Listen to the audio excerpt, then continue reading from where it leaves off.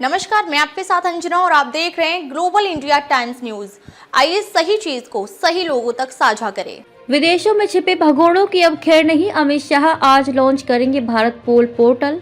केंद्रीय गृह व सहकारिता मंत्री अमित शाह मंगलवार 7 जनवरी को सीबीआई द्वारा तैयार किए गए भारत पोल पोर्टल को लॉन्च करेंगे। सीबीआई द्वारा तैयार भारत पोल पोर्टल सभी राज्यों और केंद्रीय एजेंसियों के बीच विदेश में बैठे अपराधियों को ढूंढ कर लाने की कार्यवाही का रियल टाइम जानकारी साझा सुनिश्चित करेगा।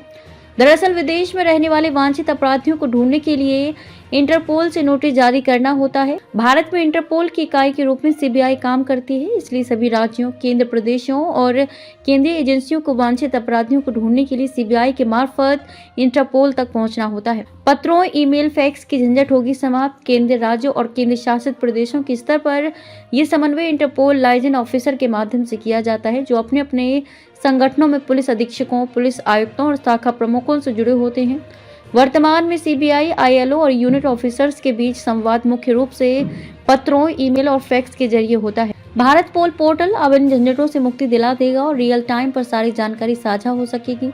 आसानी से मिलेगी अंतर्राष्ट्रीय अपराधियों की जानकारी। भारत पोल पोर्टल के इस्तेमाल से अंतर्राष्ट्रीय सहायता के लिए सभी अनुरोधों पर कार्यवाही को सुव्यवस्थित किया जा सकेगा। इनमें रेड कॉर्नर और अन्य रंगों के इंटरपोल नोटिस जारी करना शामिल है। अंतर्राष्ट्रीय सहायता तक आसान और तेज पहुंच की सुविधा से अंतर्राष्ट्रीय अपराधों से निपटने में भी मदद मिलेगी। क्यों पड़ी इंटरपोल की जरूरत? दरअसल इंटरपोल की जरूरत पहले विश्व युद्ध के बाद महसूस हुई, जब यूरोप में अपराध तेजी से बढ़ने लगे। अपराधी एक देश में अपराध कर दूसरे देश में छिप जाते हैं। ऐसे अपराधियों से मुकाबला करने के लिए 20 देशों ने मिलकर इंटरपोल की स्थापना की।